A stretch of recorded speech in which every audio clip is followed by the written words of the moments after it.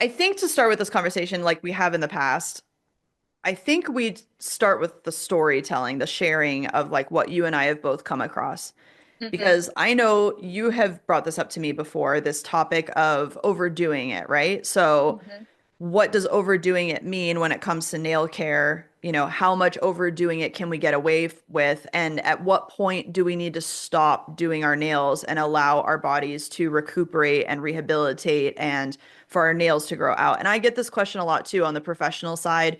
You know, Hmm. um, at what point, should a nail technician tell their client to do this, right? Because it's a weird position for both sides of the conversation because on one side, nail technicians, their whole livelihood relies on clients not having to take breaks.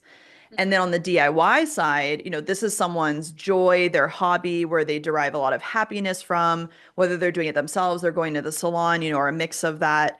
Um, and so I can understand when we're talking about like, can you continue to do your nails if your nails are damaged? This becomes not just a technical conversation, but it becomes an emotional conversation for a lot of people. Absolutely. Hmm.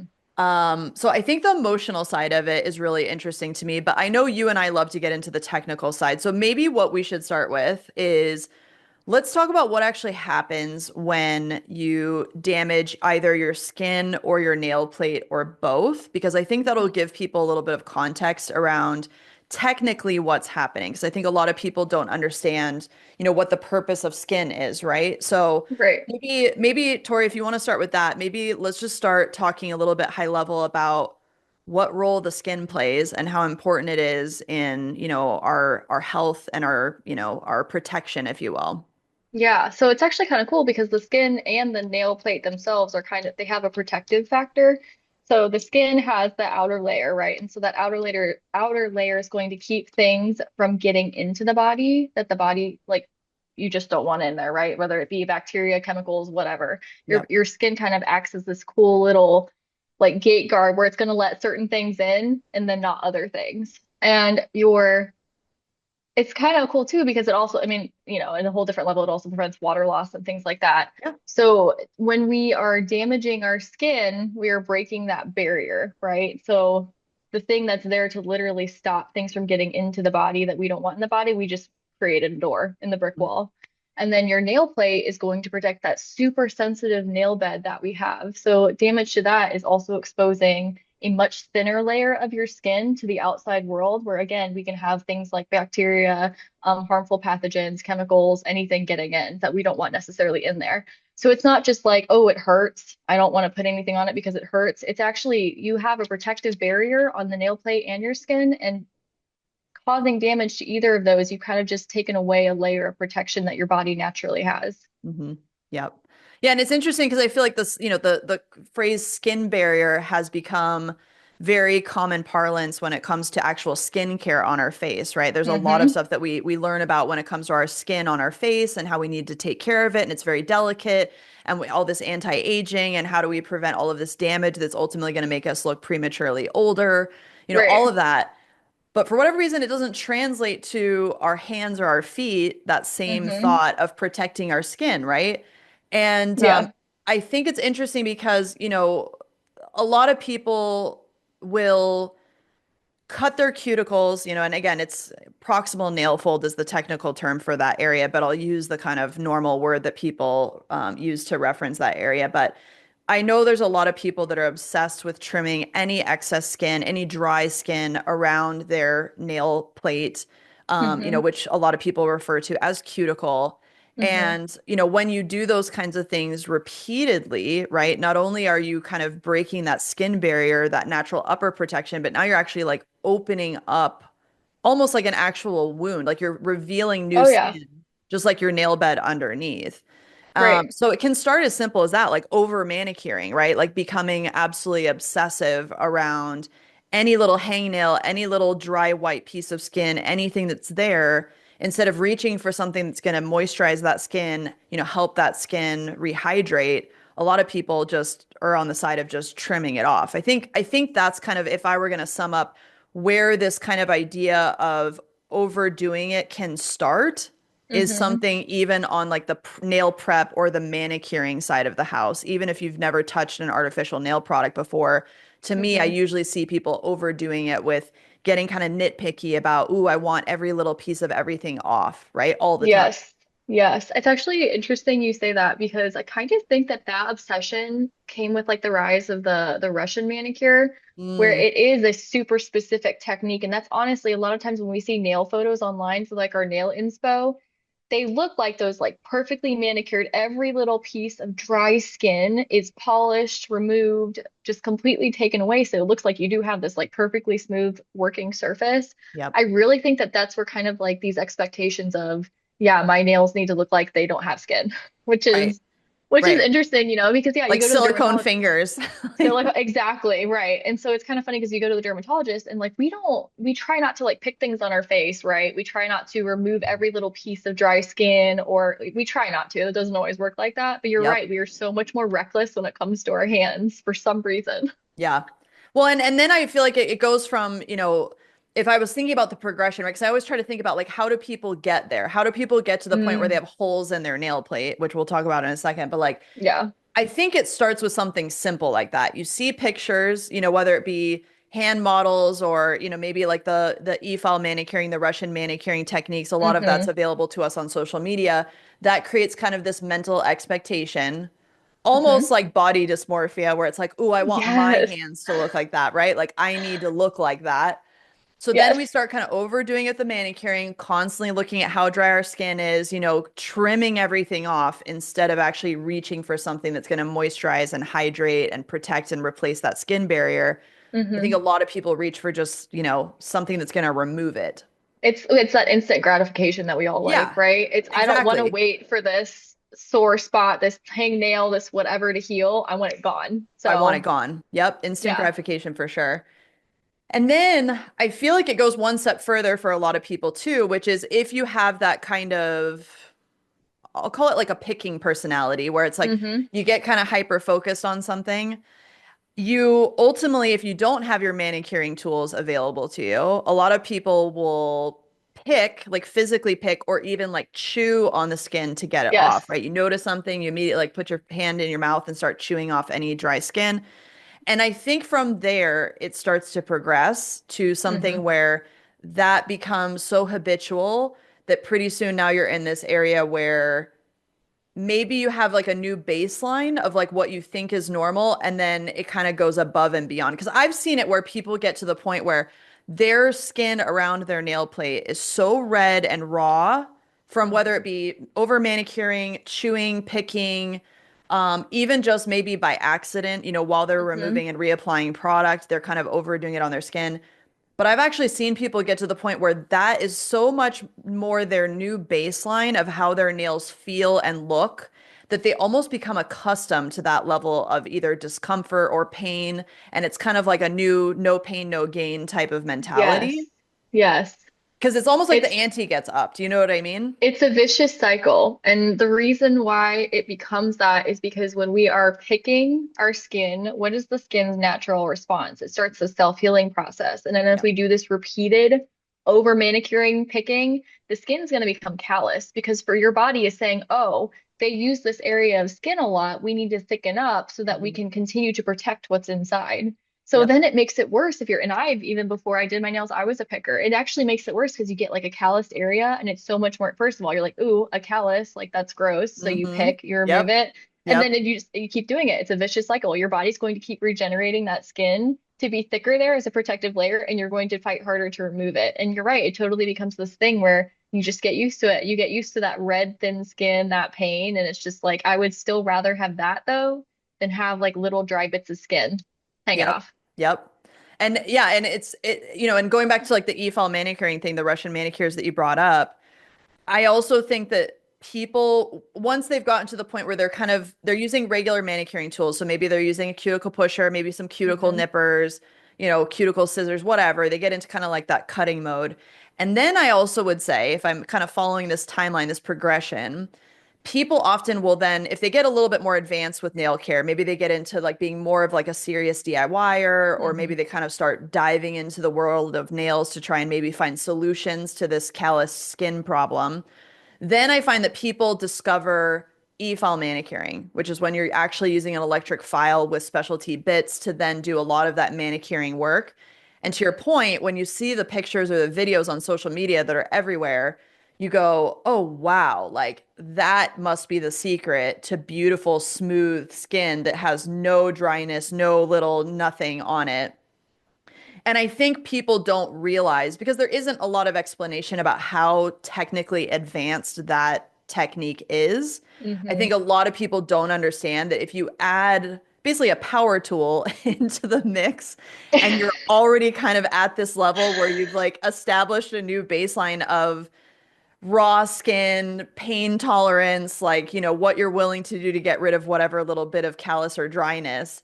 You add a power tool on it, and now it opens up like a whole nother floodgate of potential problems, right? And it's Oh innocent. yeah. Like all of this to me is very innocently done. Um, Hmm. but I think if people sit back and really think about all of those little choices all along, you can start to see how someone could find themselves in that position.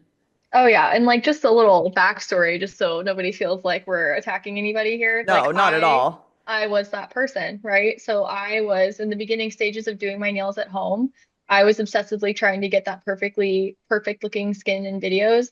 And then I also was like, ooh, an e-file. Like, what's that? So then I was that person that went on Amazon and I bought some Amazon brand of an e-file and I bought Amazon Bits, which Hmm. is like a whole nother level of scary itself Yep. because they are not all uniform in grit. If you don't know what you're doing, they are very sharp. And I like tore my skin up the first time I used it. And I thought too, I was like, I'm a nurse. I have done way more intricate things than this. Like I know not to drill a hole through my nail Hmm. plate. I thought that I watched a bunch of tutorials on how to use it and I still just like destroyed my skin. So before anybody out there thinks that I'm like holier than thou, like did the same thing. So No, it's true. And even for professionals that learn how to e-file, like nobody knows how to do this when you start. So everybody, whether you're a DIYer or a professional, you go through a phase where you're not only tearing, as a professional, it's actually probably worse because you go through a phase where you're not only tearing up your own skin, but you're tearing up other people's skin too, because you're trying to yeah, learn on the job to a certain extent. yes, You're just sweating through your shirt. I mean, you're trying to yes. learn how to use this. And once you get to the point that you're well versed in it, it is a Hmm. wonderful tool. Hmm. But I think a lot of people don't realize how much skill it takes to actually do that well. And the other Hmm. thing, like you said earlier, which is so important for people to really listen to, is the skin's response, right? So Hmm. every time we're making that wounding worse on the skin or the nail plate for that matter, anywhere in that area, your body's going to respond with making the skin more crusty, more overgrown, more. And so again, I think people find themselves in now with the e-file manicuring where they're tempted to actually exfoliate, right, that Yes, skin there you go. multiple times in between services just to do a little touch up. And every time you're removing those skin layers, you're starting to create that situation where you can potentially get that body response where it's going to be overgrowing. So now Hmm. you're going to want to trim off more than you did even when you were using regular manicuring tools. Absolutely. I know. And it gets a little bit more satisfying because it removes it so much faster. And you're right, because it's so much faster and it's essentially a power tool, it's just that much easier to go a little bit too deep. Yep. So, yep, Yep. it's a vicious cycle. It It's is a it's vicious it's cycle. But it's funny because people watching this video, just to clarify from my perspective as well, there's no shame or judgment in this. Like I said, everybody starts not knowing how to do this. And on top of it, believe it or not, I'm actually a believer in e-file manicuring. I Mhm. actually think it's a very valuable tool for people. However, it's just one of those things where we need to understand kind of the power behind that power tool, right? There's a Mhm. positive power behind it and there's also a negative power behind it. So we need to just be a little bit more self-aware about, hey, this might be something that I need to proceed with a lot of caution because Yes. this is something that I could get myself into some serious problems here. So Oh yeah. you get to the point now, right? So we went through like how you get started. We went to like, okay, now you're kind of up in the ante again. You're getting a little bit more advanced equipment.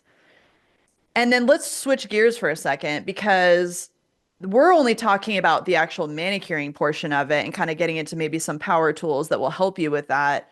But there's also the product removal and reapplication that is usually happening either at the same time or in between kind of this manicuring touch up kind of thing.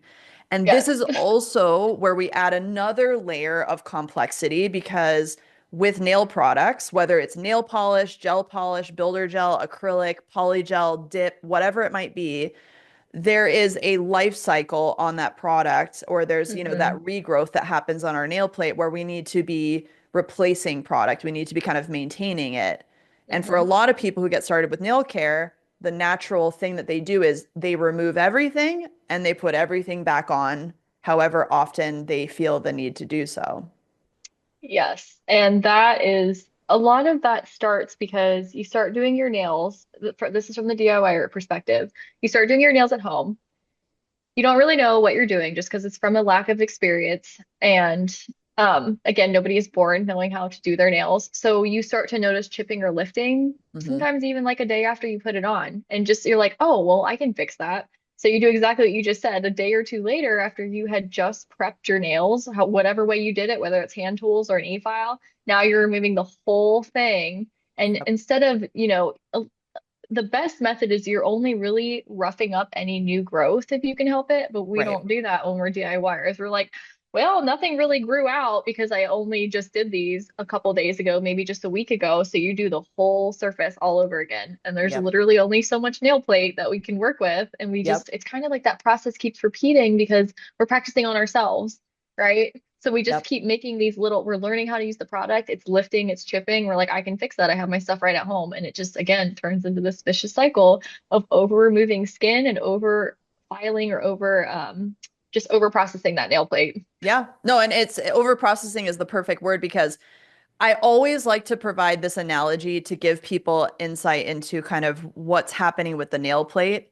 So, the nail plate only has so many layers, and Mhm. it takes about, on average, 3 to 4 months to completely regrow a fingernail, depending on which nail you're talking about. Some of them grow faster than others, right? Because of blood flow and all of that, and also seasonal changes and, whatever. But what's interesting to me is when I give people the analogy of hair care, they immediately understand what I'm talking about. For whatever reason, nails, there's weird things that get said about nail plates, like, oh, they breathe and they need to take breaks. Oh, And yes. none of that applies. We're talking about keratin protein. We're talking about dead layers of keratin protein, basically, that has like no lungs, no heartbeat, no nothing. So let's just like put that to the side for a second. But I like to use the hair analogy because most women have dyed their hair at some point in their Hmm. life. Now, imagine if you were to remove all of the hair color from every single length of your hair. Okay, so like let's say my hair is this long and my Hmm. roots grow out. Let's say I did red hair dye, okay, because that was cool. I remember when I was 13, I dyed my hair like this crazy, like burgundy red. I thought that was so Hmm. cool back then. So, of course, it's going to grow out. You're going to have a little bit of regrowth. Then pretty soon you're going to have like an inch or so. And the idea is that you're going to touch up your roots, right?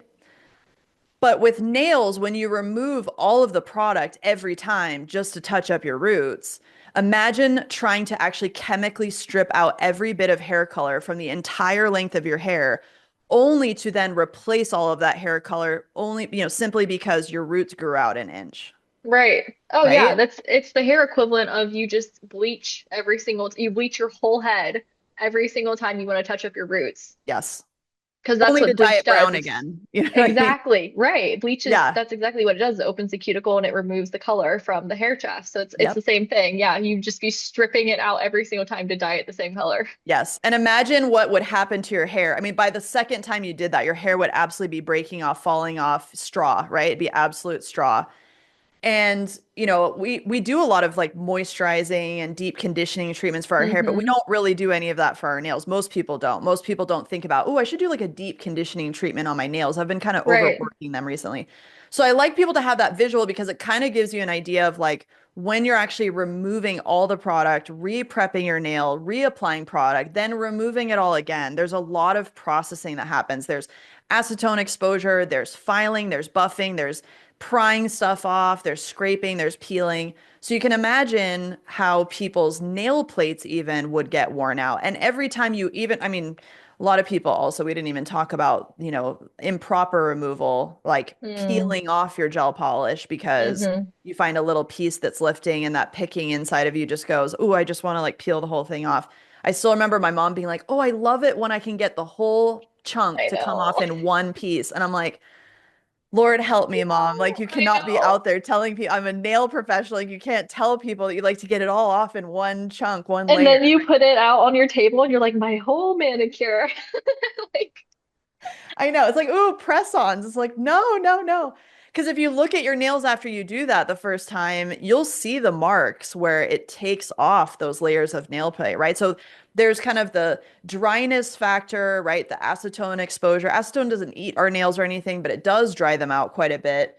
Then there's yeah. the physical abrasion that happens with filing, buffing, and then there's the peeling of the layers of our nail plate through either peeling off our gel polish, picking our gels, whatever, any nail product, as well as the physical abrasion with a nail file or a buffer or with a cuticle pusher where we're prying things off a little bit too quickly before the acetone has really released everything.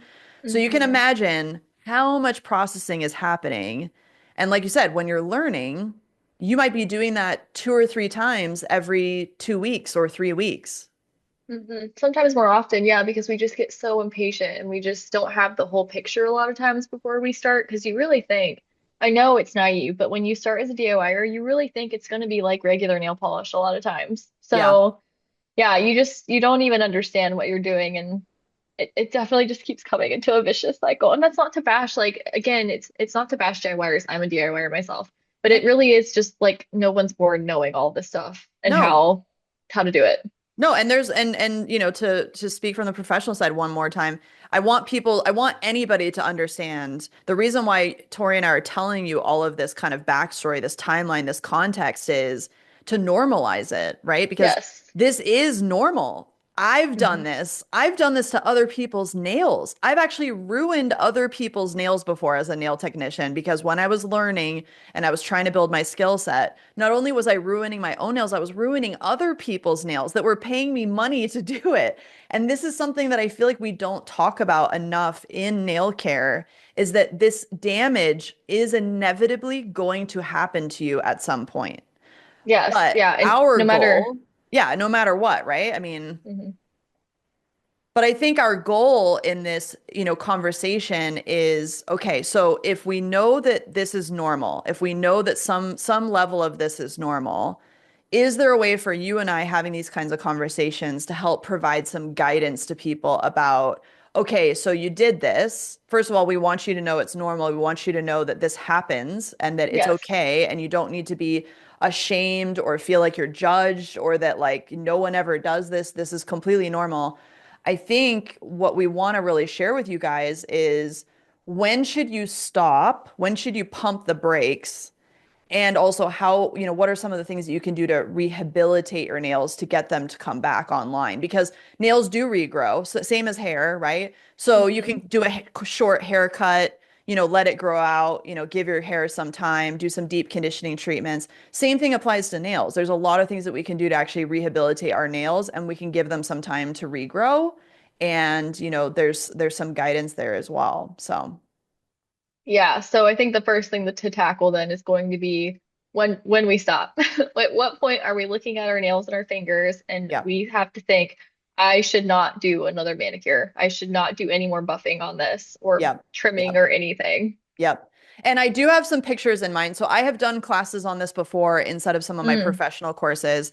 So I'm actually going to put some photos up for you guys to show you some examples of when I would say, let's pump the brakes. And the first thing that I would say high level, if I was to come with stuff off the top of my head, is if things are bleeding, painful, or you've actually made a puncture or a wound, I would definitely stop. Because nail care, in my mind, should not be painful. Like after you've mm. finished a service, your nails should not be like painful, sensitive, throbbing. None of that is normal. And ultimately, you might have a little bit of, something where it's like, oh, maybe I nicked myself. Okay, little nicks, certain things like that, teeny tiny stuff is going to happen. Maybe you accidentally, got yourself a little cut with a nail file or something like that. That's normal.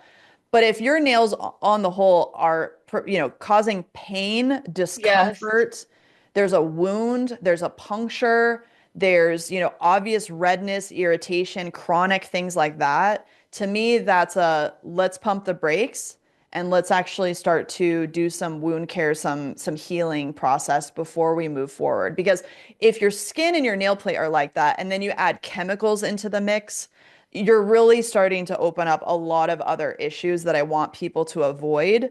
And also wounds can turn into infections, and I also want people to take 100%. that very seriously as well. Oh yeah, people, it's finger infections, nail infections, like nail plate infections are some of the most painful conditions. So yeah, if you have any type of open wound, I totally agree with you. Even I would go any type of just kind of unexplained pain or just like tenderness, I would Yeah. really pump the brakes and stop. And then even something that I've noticed that people say a lot is they're like, I can feel heat and cold, and it's almost like a sensitive tooth because the Mm, nail plate is so thin and it yep. almost has like that pink red tone to it Yep. because you're seeing like the nail bed through the nail plate. Even then, it might not be painful, but if it's that sensitive that you're like, I feel like extra cold or extra heat, or like when I touch it, it just feels weird, you gotta stop. Like it's too thin. Absolutely. Yeah, and that's your nerve endings. You've got nerve endings in your finger, and when we make that nail plate so thin, those nerve endings are that much closer to whatever is touching the top of your nail plate, right? So hot water, cold water, like you said, that sensitivity factor, that is definitely telling you that it's not just the skin around your nail plate that's irritated or, overdone, but your actual nail plate has been thinned to the point where you can now feel those extremes, and it does create a lot of pain. I've had that too, where, I actually the other day broke off one of my nails. It's like so sad. I need to replace it, but it just popped right off while I was doing some home improvement projects in my house. Hmm. And as Hmm. soon as I went to go wash my hands, I was like, oh my gosh, my finger is just so sore right now. Because if you put too hot of water or too cold, even, it's very sensitive. Hmm. And that is one of those signs where, because my actual artificial nail ripped off, it took enough material with it that my nail plate is that much thinner than it was before. So it can Hmm. happen through accidents as well. But Oh I yeah. love that. I love that kind of that red flag, if you will. The sensitivity thing is definitely a red flag for your nail plate getting ultra thin. Yeah. And then I'll even see a lot in DIY communities, it doesn't hurt. And you're seeing an obvious disfigurement of a nail plate where they looked like they did punch a hole through it, but Yep. to their credit, they haven't gone all the way to the nail bed, so it doesn't hurt. But I still would not put product over something where there is a hole through the nail plate, or Yeah. even just like, even if you haven't gone all the way down to the nail bed, those are the things too. Just because it doesn't hurt doesn't mean you shouldn't, you should continue Yeah. because if it's looking weird or looking funky, that's your also a great sign to just stop and let's do some rehab. Yeah, I agree. So, like, in your mind, what kind of rehab would you, I mean, obviously there's time, right? We can always just Yes. stop everything, let our nails grow out, let our skin heal. But what are some other things that you personally like to do for rehabbing your nails and your skin? Yes. So first of all, I like to keep everything sustainable. You don't have to go out and buy like 15,000 products and do some super complex routine. It's the same way how we don't have to do that with our skin, but that's a whole Mhm. different conversation. Yep. What I like to do when I overdid my nails is I would not put anything on my nails. I was like, I'm gonna at least give it a month and see where we are at, see where the damage is at. And I would always cuticle oil because that's going to rehydrate that nail plate and the skin around it. And as we all know, when your skin is hydrated, it doesn't do that peeling, flaky hangnail thing. And then also when you aren't over filing, especially on your sidewalls, you're much less likely to get those hangnails anyway. So just Yep. I don't touch my nail plate. I don't touch my nail bed. It's cuticle oil and I keep it in my purse, in my car. I keep it in my kitchen by the sink. I need it to be easily accessible, so I remember to do it. I like to put in cuticle nippers, but I'm going to say only for this purpose. If I do get a hangnail, something that I'm going to pick off, I Yep. just trim it, not all the way down, but just enough that I won't have that temptation to do this and Yeah. pick it off or Or bite it it doesn't off. catch on clothing or, stuff like that. Yeah. Yes, yes. So you are still going to have to probably gently file, maybe gently remove things that will snag, especially if you've gotten it so thin that you kind of have that split, that Mhm. vertical split nail bed thing Yep. happening. Oh, it's the Yep. worst.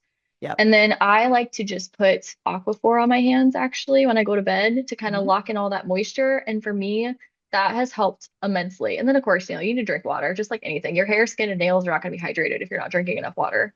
But that at the Totally. most basic level is just rest, moisturize, and do what you need to do to not pick. Then I think that's the best thing. It's going to be time, moisturization, and just removing that temptation to pick and pull. I totally agree. And I love that you said the thing about Aquaphor because I'm a big fan of those kind of salves, those kind of like Yes, like that emollients, right? barrier. It's a little bit Hmm. thicker. I love that kind of stuff. And I used to tell people that all the time, especially at bedtime, because we wash our hands so much. Well, hopefully we wash our hands throughout the day, but there's a lot of stuff that our hands come into contact with during the day. And so it can be difficult to maintain product on your hands just if you're doing it during the day. So having something Yes, like on your nightstand, like Aquaphor, Vaseline, whatever your preferences are, but something right. that's a little bit thicker. I personally love this product called Bag Balm because I grew up in Idaho and like Mm, Bag Balm was something we used to put on cow udders. Total hmm. random side story, but like Hmm. I love that stuff.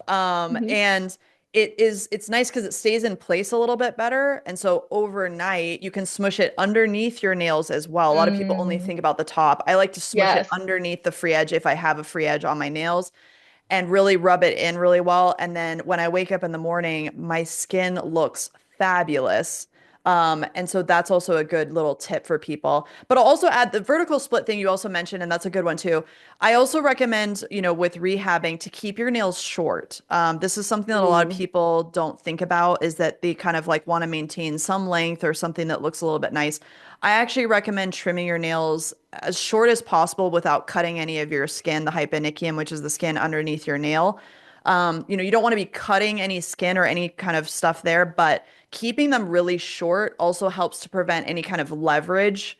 Your nails kind of Ooh. getting pushed down, getting pulled back, anything where your flimsy nail plate might be kind of getting pushed on too much. If you keep them really, really short where they're below your fingertip, that will help also to kind of make sure the vertical splits are not as big of a deal. And that, really flimsy nail plates aren't going to Hmm. kind of jab into things and kind of bend or start to create those side cracks as well. So that's just a Yes, thought no, for that's people. true. I kind of thought that was a given because when I thought of my own damaged nails, I was like, they were pretty much down, down as far short as they could go. But yeah, that's Yeah. a great tip because totally forgot about that. Just even normal trauma to the nail, just from like regular activities, is going to cause lifting and all kinds of just pain. Yep. Yep. Absolutely. And then also one other thing, there are, people always ask me, well, what's something that I can put on them, right? Because Mm, of the sensitivity or, I want to like make them stronger and I want to, like make them grow faster.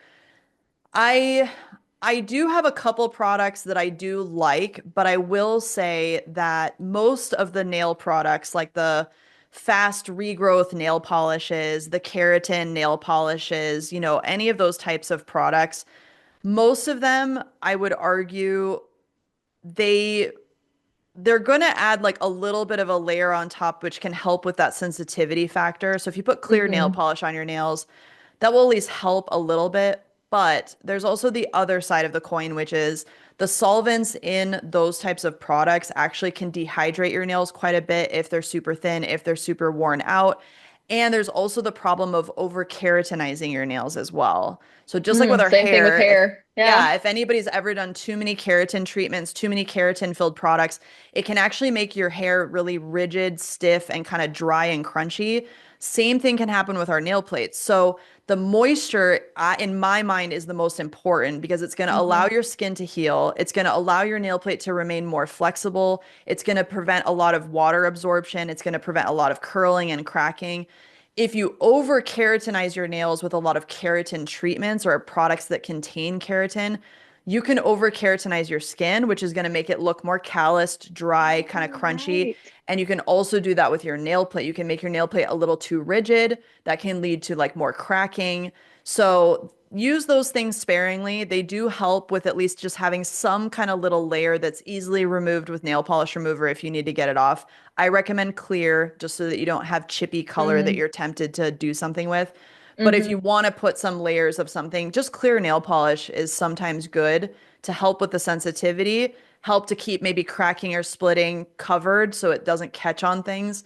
But I also want you guys to understand, like, just don't go crazy with those types of solutions either, because over keratinizing your nails and your skin can also lead to more kind of dryness and rigidity.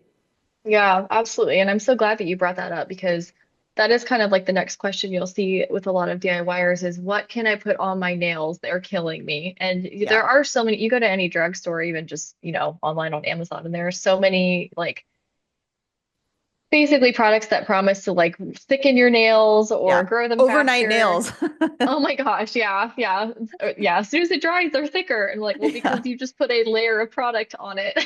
So yeah, I guess like they are thicker, but that's not like your nail just like shot up in thickness overnight. But yeah, it's the same thing. And I'm so glad you brought that up because yeah, I appreciate, it's not that I don't think you should ever use any of them, or even just like, people will do extra vitamins and stuff, Yeah. like the hair, skin, and nails, whatever brand or whatever. And it's not that those things like hurt, but there is no quick fix. It literally Yeah. takes time. There is It nothing does. that is going to make your nail grow out in the next week. It's going to take I think you said 3 to 4 months. So it's Yeah. being patient. We need a lot of patience. Yeah, agreed.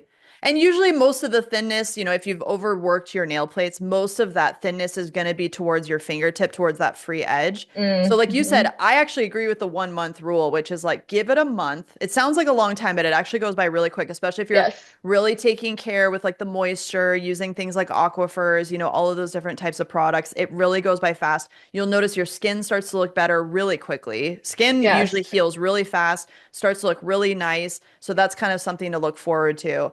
And the nail plate, within a month, you're going to get a substantial amount of that nail growing out. You can clip it off as it grows. And you'll notice that your nail is not as thin as it goes Hmm. back towards the cuticle area. So even 1 month is going to feel a lot different than, waiting the full 3 to 4 for your whole nail plate to regrow. But 1 month, honestly, you're going to notice a big difference. And then you can kind of do that check because Hmm. once your nail has grown out, I always like to tell people once your nail grows out for a month, you can visually see kind of like like a drop off of like where the big chunks are missing, like where the thinness really begins. And then Yes. you also get a really good visual for yourself. If you're not constantly buffing that down, if you're not constantly working your nails, you yourself can also become more aware of how much you overdid it and how many layers you actually Mm. took off. Because you'll see that kind of like height difference visible in your nail plate on the surface. So I always recommend, look at it, like actually learn from that opportunity and that experience because you're going to get a visual on, oh, wow, I actually did remove a lot of layers of my nail plate. I'm not going to do Yes. that again. Yes, I'm so glad you said that because that was exactly what I would notice after a month is it's exactly what you just said. There's literally a drop off and you're like, wow, I really took off a lot of layers there. That's kind of rough, but it is Yep. good to see because you know exactly like how bad you messed up and then also like maybe leave that part alone. Maybe we just know from that part down we aren't going to file and drill and buff because now we know how far down we went. And then Exactly. there is something I want to say just about taking care of the skin part because for a lot of DIYers, at least, it comes to a point where you're just so embarrassed about the state of your hands, right? And your nails, because we might have sometimes we just really overdo it. And we've even lost, nail that should be covering the nail bed. Yep. And that's like the first thing I always see is I'm so embarrassed. Like, please help me. I'm so embarrassed. Please help me with something I can put over this to cover it up because I'm so embarrassed. And truly, a lot of just that basic skincare around your nail helps the overall look of your hands because you aren't going to have like, if you have the damaged nail beds, just having that moisturized skin around it Yep. and making sure that you're not allowing the super dry flaky things to form because we're moisturizing. That helps so much because I know like I've been there. It is like quote unquote embarrassing.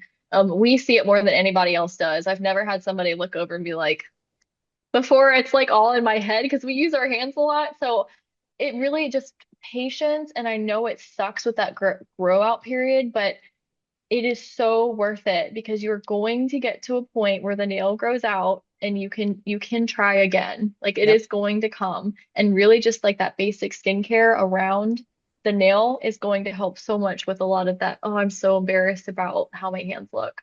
Absolutely. I totally agree.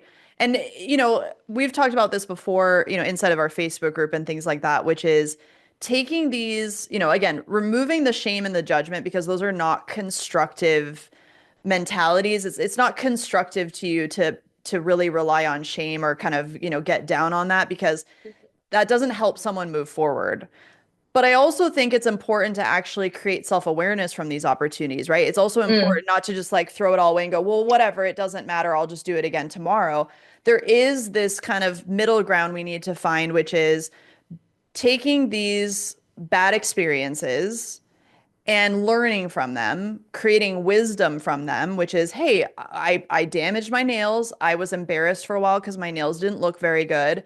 And, having a little bit of that, I think a little bit of that negative experience is important in hmm developing that learning opportunity because then you can go, hey, okay, I'm going to pay attention here. I messed up. Everybody messes up. I'm good to go, but I'm going to take this messing up as an opportunity to learn. I'm going to put that in my wisdom tank, and now I kind of know how I'm going to improve things moving forward. And that mm, ultimately, the response to that failure is the real where the real magic happens. It's not about harping on the failure. It's not harping on the fact that, oh my gosh, I damaged my nails, because everybody's damaged their nails. Everybody's ever touched any type of tool or manicuring product, where we've all done it. I've also hmm damaged my hair. I've picked my skin. I mean, we've all damaged something on our bodies by overdoing it, Right. over plucking our eyebrows, hmm all of that stuff. We've all overdone it to some degree with certain beauty regimens. And I want people to understand that it's not about whether or not you failed. It's about what you're going to Mm. do with that failure.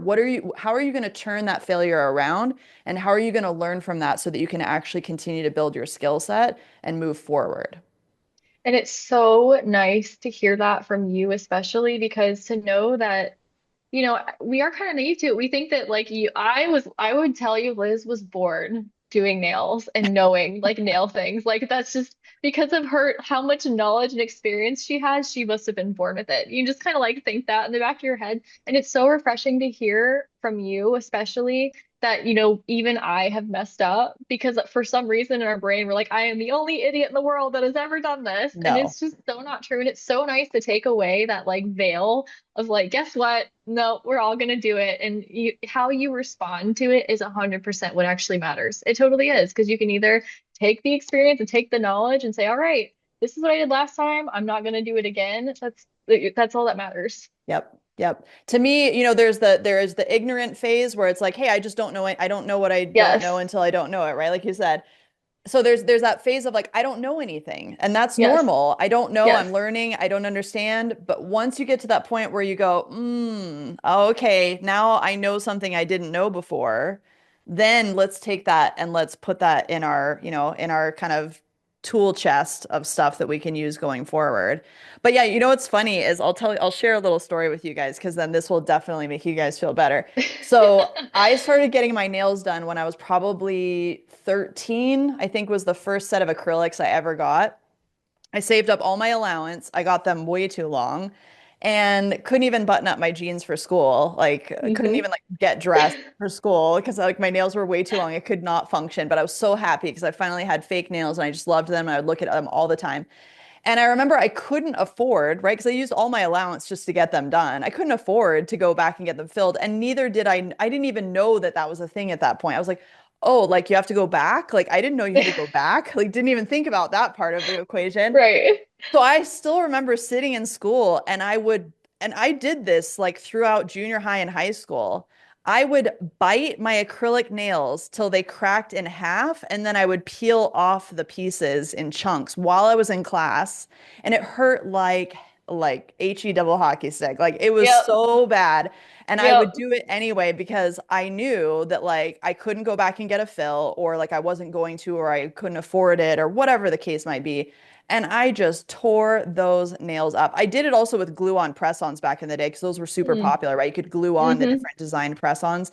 No, I have damaged my nails, you know, thoroughly before.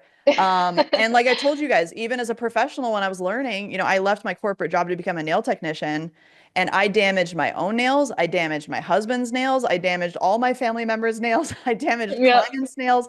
I mean, it's like one of those things where you don't want to do it and you're not Right. trying to, but it happens, as you're learning. And so I think it's this understanding that hey, it's going to happen, but I also want you guys to take this conversation seriously because Hmm. there is a dark side to it. There is an area where you can get into some really serious infections. You can get into some areas where you damage your nail matrix, which is the area where your nail grows from. You can damage things to the extent that your nail plate will never grow again or it won't grow normally again. And infections on your fingers, your extremities, it's a really difficult place to actually heal because it's furthest, we don't get as much circulation in our feet and our hands. So that's also something that I want you guys to, I want to normalize this conversation. I want to remove that shame and judgment because I don't think it's constructive to be that way. But then there's also the serious side of the conversation too, which is now that you have been exposed to this kind of information, really take it seriously because you can get into some serious medical issues if you don't stop, if you don't pump the brakes and you don't start to actually take care of yourself. Oh, I'm actually so glad that you said that. Yeah, because it's a fine line to walk. Yeah, that remove the shame and the judgment and our self-punishment that we do, but then Yep. also, yeah, you also don't brush it off because I have seen some gnarly finger infections in the and for exactly what you just said. You really could also, if you just say, it's a nail, it grows back, you could damage your matrix and it might not. Or it'll Yep. grow back and it'll be a little disfigured or a Yep. lot disfigured. And so it's definitely take it as seriously as you should. Especially like I like what you have taught me, where we do have a sense of self-responsibility here, where if we are going to dive into this, then we have a responsibility to ourselves to know what we're getting ourselves into and then learn from it. Like it's not just this casual thing where you're just like, it's fine. Like, especially when you're looking at your worn and tattered nails down to the nail bed, I'll just try again. Like one more time is fine. Yep. I totally agree. And it's just like the SDS conversations we've had, being a more conscious consumer, kind of looking at what Hmm. we're putting on our bodies. I think all of this really has a theme, which is, this isn't coloring with crayons. This is like a serious, it's a fun hobby. It's a fun Yes. career. It's a fun thing that we can do. It's an awesome thing. I love it. I mean, it's one of the the most joyful single things that I do on a regular basis for myself. I love doing nails. But at the same time, it is a serious thing. It's a lot more Hmm. serious than other crafts or hobbies because Hmm. there's, your finger health, your nail health, there's chemicals involved. So we need to also, like you said, kind of take on some of that accountability and responsibility when we Yes. get into these types of things because it isn't coloring, you know what I mean? So Hmm. it's something that I want people to ultimately take a little bit more seriously than maybe other stuff that you might get into. Yes. And again, like my whole taking it seriously really came into finding you and your videos because again, I'm a very like I love the science behind things and that's what drew me to your videos in the first place. And I'm so grateful for the content that you've put out there. I'm so grateful for the community that you're building for DIYers because there's such a need for this because we are out here damaging our nails and not necessarily there's so many sources of information online. Yeah. I mean, and wrong information, a lot of perpetuating myths in nails. And it's just so I'm so thankful that you have given us a way to have such quality education on all of your channels, your various platforms, your Facebook group. It's so valuable, and I'll tell you that 1,000 times over. Oh, well, I mean, it's like I always get emotional when people say that because I don't often think about it. I love sharing information. It's literally what I think I was put on this earth to do, Hmm. is, helping people understand these things and helping people enjoy their careers, their hobbies, whatever it might be. Hmm. I never thought I would be in this position. I never thought I would be a nail educator or a nail tech or any of those things. But I found myself in this place and I found that I really, really love just knowledge sharing. And so that is something that I have dedicated myself to. I really love it. It brings me so much fulfillment. And it's really nice to hear when, I've touched people like that because oftentimes as a content creator, right? It's like you're just like yelling into the void and like you don't even Oh know if yeah. it's doing anything. And so when I hear it, it's just I really appreciate you saying that. And it's also what brings me so much joy hearing from people that we've helped, Hmm. and you coming on board as well, with our group and, this content. I've heard such positive stories from people being like, "Oh my gosh, thank you so much for helping me. Thank you so much for sharing. Thank you so much for removing the shame and the judgment, having real Hmm. conversations and helping me get back to a place that I can continue to enjoy things." And that's ultimately, I think you and I would agree, that's our goal with all of this type Hmm. of content is to just peel off some of that kind of glossy marketing and really dive deeper into some of these real conversations because I think it's important to talk about these topics. 100%. And you have done an amazing job cultivating a community and a place to do that. And it's just really cool seeing the conversations happen and the light bulbs go off because like I remember having the light bulbs go off for me. So even just like getting to see other people have that happen is Yep. it's such a blessing and it's such a gift. And I'm just again so grateful for it. It's awesome. It's Oh, awesome. thank you so much. No, and also I'll take this opportunity to plug our group in here. If you guys have Yes. not joined or you haven't heard about it, this is a free Facebook group. It is full of awesome nail lovers of every different type. We've got career professionals, we've got DIYers, we've got interested salon clients in there, we've got Hmm. total nail newbies that know nothing about nails whatsoever. We've really started to build this awesome community of people, and everybody is so the thing I got chills last week because some of the topics that got brought up in our group, it's so amazing to me how collaborative people are, how intentional people are with the way they say things. There's like zero judgment in this group, but people respond so intelligently with their opinions. They're just into sharing, and it makes me feel so good about what we're doing because a lot of other groups I've seen turn a little dark and icky where it's like if you don't agree with this particular, kind of Kool-Aid drinking, people just Hmm. jump on you and you just get Hmm. torn apart in some of these communities. And I think ours is pretty unique so far, which is like nobody's tearing each other up. It's like really, really collaborative and cool. So it's the Hmm. DIY Nail Hub Facebook group. I'll make sure I put, the photo here and tag it in our video, because it is such a cool opportunity to be with like-minded people. You get to learn from Tori and I. We provide a ton of content in there, but also you get to be with other like-minded individuals that are on similar journeys and Hmm. are also into removing the shame and the judgment from a lot of these issues. So I hope you guys will check that out. Yes, and then on top of that, I also had to plug in here because the good thing too is it's not so Liz has does have her own brand, Attain Cosmetics, which is a hypoallergenic gel brand that is amazing. Oh my gosh, I wish that I would. First of all, I wish you had started this like 5 years ago because it would have saved me a whole lot of problems, but that's fine. I won't be mad at you for that. But it is such an amazing brand, has such amazing ethics. There's so much work that goes into it. And Liz has like poured her heart and soul into it. And I love though, a unique thing about this group is it's not just pushing Attain Cosmetics. It's let's Right. talk about all brands.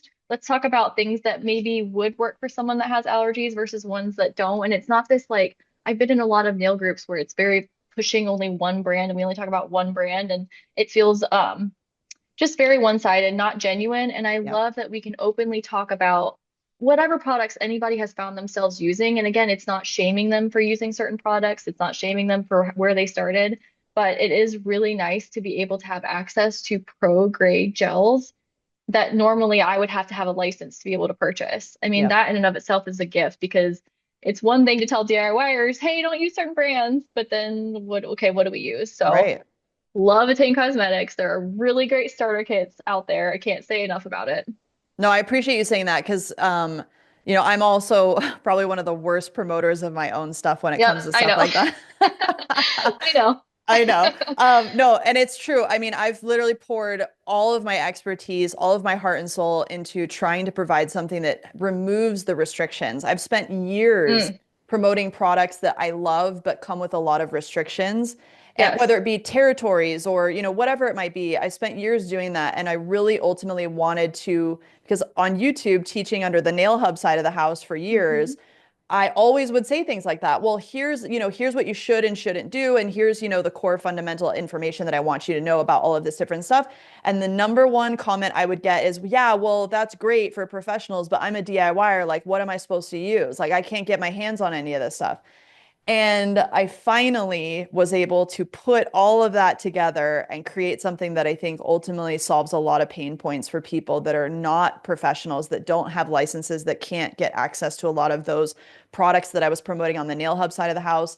And so Attain really is my response to Hmm. that request. And we are also utilizing it to just create a really supportive community of people that are really wanting to enjoy their nails in a safer, happier place without having to Hmm. necessarily worry about a lot of these other issues that are happening. And like I've said before, to make nails fun again. That's really what I want to Yes. do. And I ultimately think that education helps people get back to having more fun because you can take all that worry out because now you know where all of this stuff comes from. So, Yes, and I was just about to say that actually. And then not only on top of having a brand that is safe, that is professional quality, you also are so good about providing the education on how to use it that a lot of times is glossed over in a lot of media campaigns where it's made to look like this super, and I'm guilty of this as a content creator. You make it look like this super simple, beautiful process that like not a single drop is spilled anywhere. And it's just so good to have quality education that address all different facets of doing your nails. And it's that also I think is super unique to the Facebook group, to Attain Cosmetics and your brand as a whole. yeah, I love to deep dive. I will never stop doing We that. know. We know. I know. No, so I hope this content has helped you guys. Tori and I really enjoy doing these conversations together. And Tori, honestly, thank you so much for coming into my life because not only are you having these amazing conversations with me, but you just bring such an amazing perspective, so much knowledge, so much experience to these conversations and to everything I'm trying to do with these communities and with our product line. I am so grateful that you are in my life now, and I just can't wait to do more of this for everyone soon. Yeah, I mean, it's a blessing to be here. It's like a dream of mine. I told you I thought you were like a celebrity and possibly not a real person before before we talked. So this is like a dream come true for me. I never thought that I would just be able to yap with you about nail stuff. So like I'm living the dream over here. I love it. Well, I'm living the dream too, because it's just so nice to have people that believe in what I'm trying to do. It's very hard to Oh come yeah. by. Yeah. All right, guys. Well, thank you for tuning in. Don't forget to like and subscribe. And I really appreciate all of you who are becoming a part of our community, who are getting involved with, all of the stuff that I provide. And as always, if you guys have any questions, any ideas for conversations that you would like us to Mm. have, any deep dives you'd like us to go into, please feel free to comment below this video. I love hearing from everyone about your experiences, your journeys, your stories, questions you might have. I love getting involved with every single member of my community that I have. So don't be shy, and we will see you guys again soon. Bye. All right. Bye.